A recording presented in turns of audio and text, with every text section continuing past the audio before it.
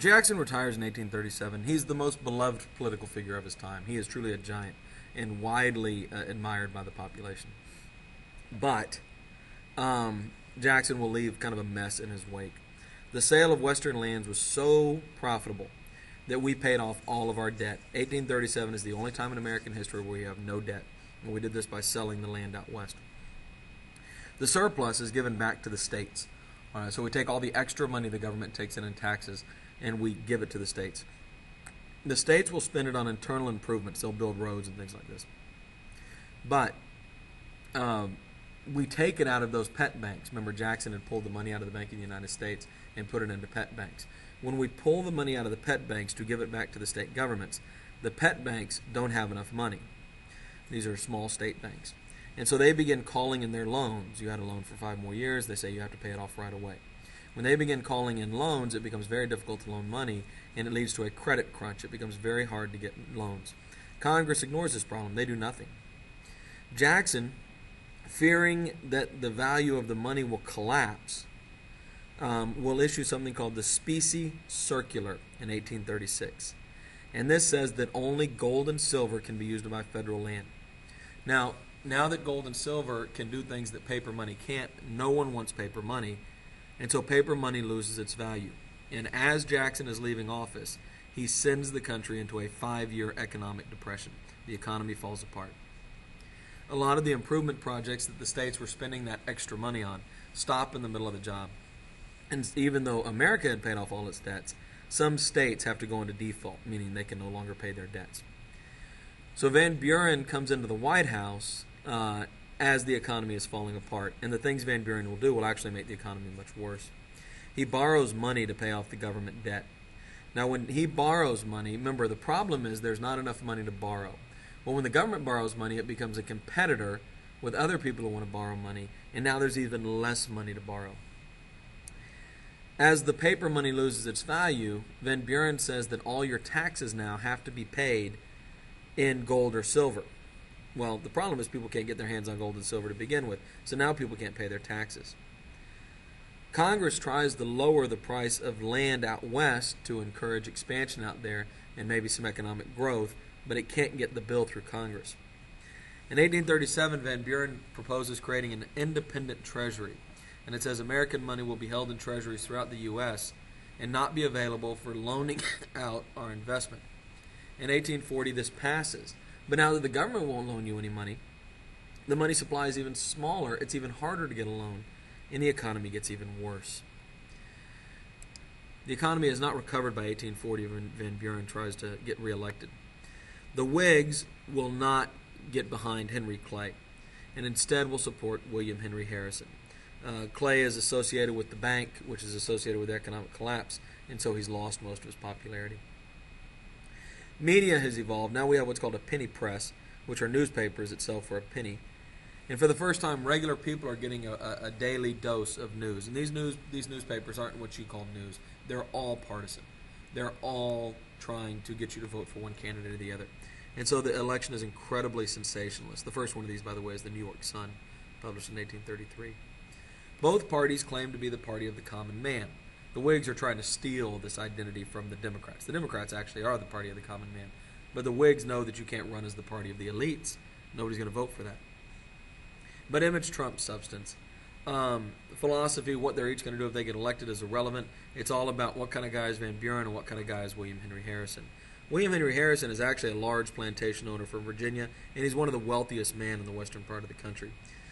But in his campaign, he's portrayed as a great war hero and is kind of a Daniel Boone character, a guy who just sits on the front porch of his log cabin and drinks hard cider like the rest of you. That's completely untrue. But that's the way they sell him. That's the story they tell about him. Now, the Whigs have never won an election. The Democrats are by far the more popular party. So, in order to try to get Democratic supporters, Harrison will turn to a former Democrat who had gotten in like a personal fight with the leader of the Democratic Party named John Tyler. And they run as a unity ticket, one Whig, one Democrat. Putting Tyler, the disgruntled Democrat, on the ticket with him, William Henry Harrison will give us probably the second most famous slogan in American political history, Tippecanoe and Tyler too. As you see there on the poster, Tippecanoe, a reference to the battle Harrison won against the Native Americans back in the war, right before the War of 1812.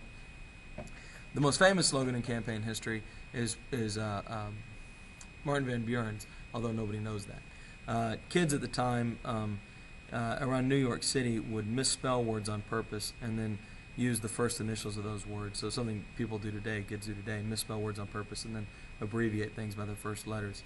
Think about text messaging. Kids in New York would say all correct, O-L-L-K-O-R-E-K-T. And William Van Buren's nickname was Old Kinderhook. He was from the town of Kinderhook. And everybody was old something or another back then. Jackson was Old Hickory, for example. And so Martin Van Buren slogan became, in New York anyway, okay is okay. So Old Kinderhook, Martin Van Buren, is all correct in the language of the kids. And this took this phrase okay and put it into our language, and that's actually where okay comes from, which of course we still use today frequently. The economic collapse is more than Van Buren can overcome, and William Henry Harrison easily wins election, and the Whigs have their first president. The problem is, William Henry Harrison he's the second oldest man ever elected president, the oldest at the time. Reagan is the first. He turns out to make the bad decision of giving his inaugural address outside in the rain and speaking for over 3 hours. He catches pneumonia and dies in 30 days. So the Whigs finally get the White House, and their president only lasts 30 days. Now, nobody knows what to do. Now, you think, obviously, then the vice president becomes president, but that wasn't understood at the time. The Constitution simply says that the vice president will assume the duties of the president. It doesn't make it clear whether or not there should be another election or whether that guy gets to stand there for the entire 4 years. And to make this even more complicated, the vice president is a Democrat. It's, of course, John Tyler, and he doesn't really agree with the Whigs' policies. What he does next is pretty amazing. He tells the cabinet that Harrison has selected, all the Whigs who are supposed to advise the president, he tells them that if they support him being president, he'll keep them around. And then he tells the Democrats, hey man, I agree with you guys, so you should support me being president because I think the same way that you do. Well, both sides agree that he should be president, even though most of the country assumes there's going to be a new election, like immediately have an election to pick a new president and get rid of Tyler. But by kind of making this deal and leading both sides on, he's able to gain support. And now on, from then on, every time a president dies, there's no question. The vice president just becomes president. Now, Tyler then turns around to his cabinet. They had been under the impression that the cabinet would vote on every policy, and however the cabinet voted, that's what the president would do. And Tyler tells them, no. You can vote however you want. I'm going to do what I want to do. And so they quit, all the Whigs. And he turns to the Democrats and he says, hey, do you want all these cabinet jobs? And they say, you're really shady, dude. We don't trust you. And so Tyler ends up being the only president in American history without a party. He's actually going to be fairly important. He raises tariffs. He refuses Henry Clay's attempt to recharter the bank. He vetoes bills to spend federal money on internal improvements. He has to create a new power base. He doesn't have Whig support. He doesn't have Democratic support. And so what he does is he creates a power base of Southern plantation owners, large slaveholders, including people like John C. Calhoun of South Carolina. And it will be John Tyler that will turn the Whigs into the party of slavery. Before slavery had existed, or support for slavery had existed, both among Whigs and Democrats. But with Tyler, the Democrats will clearly be the party that supports slavery. His foreign policy is important too. Once again, we're looking like we might be moving towards war with Great Britain. In 1837, Canadians rebel against the British government, and we supply the Canadians with weapons so they can fight against the British. A U.S. citizen is killed when one of our supply ships that's supplying the Canadians is burnt. We actually go to war with some Canadian farmers, or I say a border dispute in Maine, trying to decide where the border between Canada and America is. This is called the Aroostook War. In 1841, a slave ship called the Creole, the slaves rebel and seize control of the ship. They sail to the Bahamas, which is controlled by Great Britain, and the British allow the slaves to come there and be freed. But we're very angry about this. And so we begin talking about going to war with Britain over these issues, the Canadian rebellion, and then this slave ship that gets freed by the British. Britain doesn't want a war, and so they agree to the Ashburton Treaty of 1842. They apologize to us. They give us the border settlement we want in Maine, and a third war with Britain is narrowly averted. In 1844, then the Treaty of Wanghua, we open up trade with China on the same terms that Great Britain has trade with China, which will be very important in the future. But we're beginning to become a world power in terms of trade. Overall, John Tyler is a disaster for the Whigs. Even though he is technically elected as a Whig, he's really a Democrat, and he doesn't do hardly anything the Whigs want done. So the Whigs, after losing presidential election after presidential election, when they finally win, it turns out to be a loss too.